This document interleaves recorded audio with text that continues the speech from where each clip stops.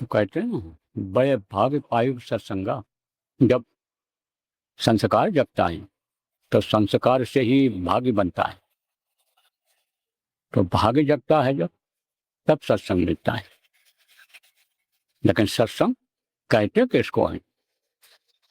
सत्संग किसको कहते हैं? सोई जान ले सतलोक सतपुरुष का यहाँ कीर्तन हो। ऐसा व्यक्ति हो जो सतपुरुष के बारे में जानता हो, सतलोक के बारे में जानता हो, परिचय हो, जानकारी हो, परिचय हो, उनका दर्शन मिलता हो, उनसे बात होती हो, उसके मुंह से जब सुनते हैं तब वो जो सत्य है उसका बयां अपने मुंह से कर देते हैं। तो सत्य कौन है? एक वही प्रभु है जहाँ से जीवात्मा ये उतरी है। सुबह के सत्संग में आपको बताया गया था कि वहीं से उतार हुआ है जीवात्माओं का, और वहीं से यानी धारा आई है, और खेप की खेप जीवात्माएं आई हैं, थोड़ी बहुत नहीं आई हैं। आपको बताया गया था कि रुकते हुए आई हैं। भंवर गुफा में बहुत समय तक रहीं, महाशून्य में रहीं। आपके इधर समझो पार ब्रह्म जिनको कहा गया, पार ब्रह्मलोक में रहीं, ब्रह्मलोक में रहीं, और उसके बाद में यहाँ पर आ गई जिनको काल भगवान ईश्वर कहा गया, उनके लोक में आ गई। तो यहाँ तक का आपको बताया था कि कैसे रचना हुई है। बीच में क्या क्या पड़ता है? त्रिकुटी पड़ती है, मंकनाल पड़ता है, बीच में यानी समझो कि प्रकृति पुरुष का अनुमंडल पड़ता है, महाशून्य पड़ता है, यह सब आपको बताया था। तो अब आपके समझो प्रेमियों बच्चों और बच्चियों की उसके बाद भी ये उतर करके नीचे आई हैं। जब इधर का विस्तार हुआ है, सृष्टि का विस्तार हुआ है, तब इधर उतर करके आई हैं और आकर के इस पंचभौतिक शरीर में बंद हो गई। तो इस पंचभौतिक शरीर से निकाल करके उस निर्मल देश में पहुंचा दिया जाए, वो रास्ता बता दिया जाए। तो जो वो रास्ता बताता है वही समझो के संत होता है, जो वो रास्ता पर चला देता है, मदद कर देता है, और उसके मुंह से जो आवाजें होती हैं वही सत्संग होती है, और उनका जो विचार होता है, जो बताते हैं, वही संतमत होता है। जब उस प्रभु की कृपा होती है, दया होती है, तब संत समागम होता है। संत किसको कहते हैं? जो आदि और अंत दोनों को जानता है। शुरुआत कहाँ से हुई और अंत कहाँ पर है, ये सब जानते हैं, उसका भेद जानते हैं, और बताते भी हैं लोगों को और दिखाते भी हैं। तो वो संत होते हैं जो जीवात्माओं को छुड़ा करके इस काल के देश से, इस बंधन से, इस जेल से निकाल करके और सतदेश सतलोक अपने घर जीवों के पहुंचाते हैं। वो संत होते हैं। हमेशा इस धरती पर रहते हैं, माँ के पेट में ही बनते पलते हैं, इसी धरती पर चलते फिरते आसमान के नीचे रहते हैं। अब आप ये समझो कि सब कुछ मनुष्य शरीर में रहते हुए चाहते हैं, तो वो अपना काम पहले करते हैं। अपना काम क्या है? जो हमेशा अपने काम आवे। दूसरे की बेगारी करते हो। बेगार किसको कहते हैं? पहले बहुत बेगार होता था। बड़े बड़े आदमी लोग छोटे लोगों को, गरीबों को बुला लेते थे और दिन भर काम कराते, शाम को कुछ नहीं देते थे, पानी तक नहीं पूछते थे, और उनके आदमी जाते थे कि चलो बेगारी करने चलो, बेगार के लिए चलो। तो ये बाकी ये चीज़ें बेगार हैं दूसरों के लिए, और अपने लिए क्या है?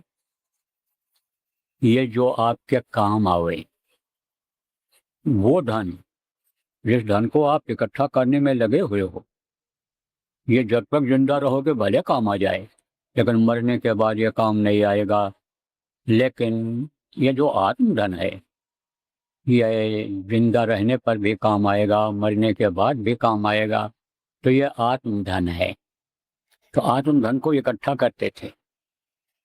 आत्मधन से जब जो चाहते थे वो करते थे, और जो अब भी कर लेते हैं। पहले तो बहुत लोग करते थे। अब तो संत महात्मा ही जो होते हैं, साधक होते हैं, सिद्ध सुजान होते हैं, जिनको कहा गया वही लोग करते हैं। तो हमेशा इस धरती पर रहते हैं। काघिरी बदरिया पाप की, वर्ष दई अंगार, और संत न होते जगत में जल मरता संसार। तो ये संत सत्संग ये बड़े भाग्य से मिलता है। अब इसकी जानकारी जब हो जाती तो बिना ही प्रयास हुए भव भंगा, यानी बगैर कोशिश के इस भवसागर से जीव पार हो जाता है। लेकिन सत्संग की बातों को केवल सुना नहीं जाता है, सत्संग में जो बात सुनी जाती है, बताया जाता है, उस पर अमल किया जाता है। एक महात्मा जी का एक शिष्य था, बहुत भोला भाला था, बहुत। तो गया वहां आश्रम पर, उसने कहा महाराज जी हम सेवा करना चाहते हैं। बोले तो क्या सेवा करेगा? तो क्या करता है? खेती कर लेता है? नहीं। व्यापार का अनुभव है, सर सामान बाजार से ले आएगा? नहीं।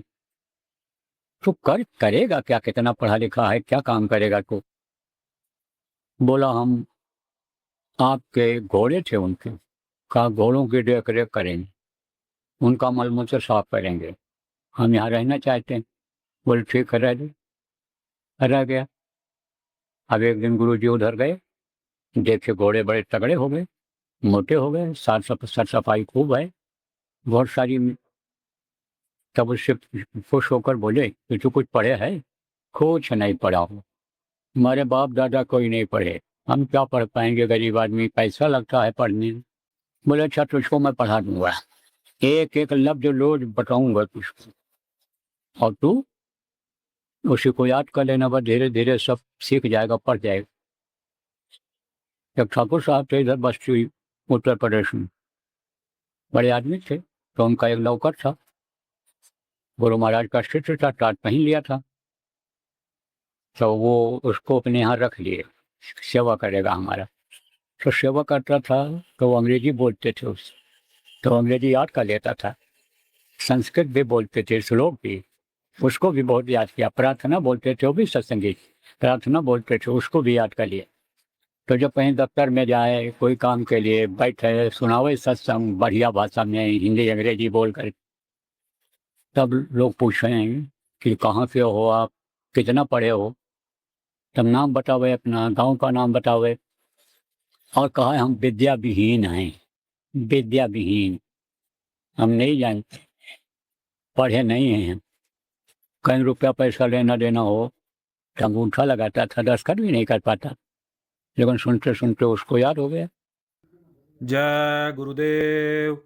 परम संत बाबा उमाकांत जी महाराज के आगामी कार्यक्रम की सूचना के पश्चात सत्संग पुनः प्रसारित होगा। जय गुरुदेव। बंधन से मुक्ति दिलाने वाले वक्त गुरु का आगमन। बाबा उमाकांत जी महाराज का कार्यक्रम 26 अगस्त 2026 सायं 6 बजे से प्रार्थना, ध्यान, भजन व संदेश। 27 अगस्त 2026 प्रातः व सायं 5 बजे से ध्यान, भजन व सत्संग। 28 अगस्त 2026 प्रातः 5 बजे पूजन, सत्संग, रक्षा प्रसाद वितरण। स्थान सतना चित्रकूट रोड, बाबूपुर, चित्रकूट, जिला सतना, मध्य प्रदेश। संपर्क नंबर 8959662199 व 9893346223। जय गुरुदेव। ऐसे ही सुनते सुनते वो गांव के आदमी का नाम था बेला, उसको याद हो गया, उसको याद हो गया, एक एक लफ्ज रोज बताते याद कर लेता था, दिन भर रटता रहता था। तो एक दिन गुरु जी जरूरी काम से जा रहे थे, उस दिन कुछ नहीं बताए थे उसको, जब जाने लगे तो दौड़ करके गया, तो कहा गुरु जी आज कुछ नहीं बताए। तो वो जल्दी में थे, जरूरी था पहुंचना समय से। तब बोले वारे बेला, वारे आल बेला, न वक्त देखा न बेला, वारे बेला न वक्त देखा है, वारे आल बेला न वक्त देखा न बेला, न समय देखा तूने और आपने समझो वक्त और समय को देखा नहीं, बेला ने तूने, बेला तूने तो मैं कहाँ जा रहा हूँ, किस काम के लिए जा रहा हूँ, और तू आ गए। बस वो यही रटने लग गया, वारे आल बेला न वक्त देखा न बेला, वारे आल बेला न वक्त देखा न, यही रटने लगा, दिन भर रटता रहा। और लोग हंसते रहे, आश्रम के लोग। शाम को जब गुरुजी लौट के आए, जा रहे थे सत्संग करने के लिए, तो सब लोग हाथ जोड़कर खड़े हो गए और बेला भी खड़ा हो गया इससे आगे दो वहाँ। तो पीछे जो रहते थे गुरुजी के सेवा में, निजी सेवा, उन्होंने कहा आज गुरुजी आपने इसको क्या बताया था। बोले आज तो हमने कुछ बताया नहीं याद करने के लिए। कहा ये तो दिन भर यही रटता रहा कि वह बेला न वक्त देखा ना बेला, वक्त देखा ना बेला, यही रटता रहा। बोले जिसने वक्त और बेला नहीं देखा उसी का तो काम हो गया, उसी की तो सूरत चढ़ गई, कहते ही गया हो गई। और उसकी सूरत ध्यान में जब बैठा, वहाँ बैठाया गुरुजी ने, सत्संग सुनाने के बाद ध्यान भजन में जब बैठाया तो उसी में सूरत उसकी चढ़ गई।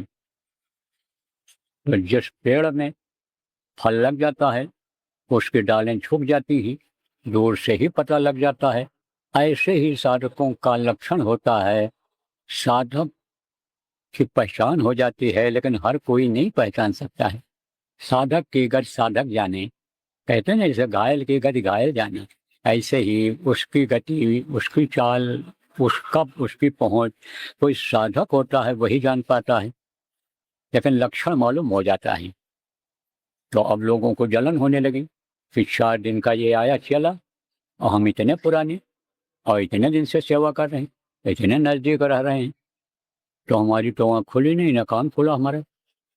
एक दिन सब इकट्ठा हो करके, राय मिला करके, यूनियन बना करके गुरुजी के पास गए। बोले गुरुजी हम लोगों की आँख क्यों नहीं खुली, हम लोगों का कान क्यों नहीं खुला, और उसका खुल गया, ऐसा क्यों हुआ गुरुजी, जबकि हम लोग पुराने हैं, सेवा में लगे रहते हैं, जो आदेश देते हो उसका पालन करते रहते हैं। गुरुजी बैठे रहे, थोड़ी देर बात करते रहे। बोले कि यहाँ कहीं भांग मिलेगा। तो जो भंगेड़ी लोग थे पहले भांग पीते थे, जानते थे कौन जगह पर भांग का पौधा है। बोले हाँ गुरुजी मिलेगा। गए ले आए तो गुरुजी ने कहा इसको बटो, पीसो। पीस दिया। बोले एक घड़ा पानी ले आओ और 4-6 गिलास ले आओ। ले आए। बोले इसमें घोल दो, इसको पानी में घोल दो, घड़े में भांग को घोल दिया और कहा गिलास में निकाल निकाल करके एक एक गिलास और कुल्ली करो इसका, मुंह में लो और थूको, मुंह में लो और थूको। तब थूक दिया लोगों ने। तो गुरुजी ने पूछा भाई भांग किस काम आती है। बोले लोग भांग पीते हैं, भांग खाते हैं तो नशा आता है।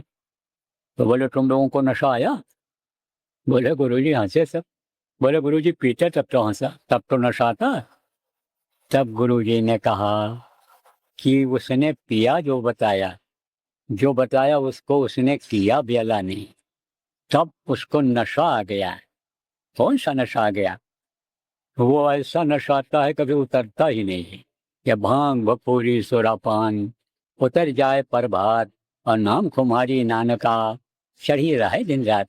भांग का नशा है, गांजा का नशा है, शराब का नशा है, रात को पियोगे सुबह उतर जाएगा, लेकिन नाम का नशा हमेशा रहता है। तब गुरुजी ने कहा उसने पिया तो उसको नशा आ गया, और तुम लोगों ने कुल्ली कर दिया तो कहाँ से नशा आएगा। नामदान तो बहुत लोग लेते हैं लेकिन नशा नहीं आता है। वो जो मिलना चाहिए जिस काम के लिए उसने मनुष्य शरीर दिया, एक बार मौका दिया, वो काम नहीं हो पाता है। आपको सुबह बताया गया था कि माँ के पेट में चिल्लाते रहे, रोते रहे, तकलीफ झेलते रहे, तब प्रार्थना किया था कि बाहर निकालो, भजन करेंगे भजन करेंगे, लेकिन वादा भूल क्यों गए। अधोमुखी जब रहे थे, थल सिर ऊपर पाँव, और राखन हारा राखिया जठर अगिन के लाओ, तू ही तो टुटकार थी जपता जपा जाओ, और बाहर आकर भरम